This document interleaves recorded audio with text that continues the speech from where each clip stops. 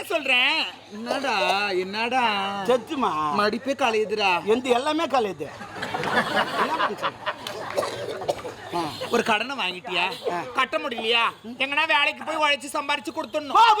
நான் பேசுறேன் என்ன நான் தெரிஞ்சு பார்த்தா தெரியாம பேசுறேன். புரியல. அவங்ககிட்ட கடை வாங்கிட்டா நான் வேலைக்கா போகணுமா?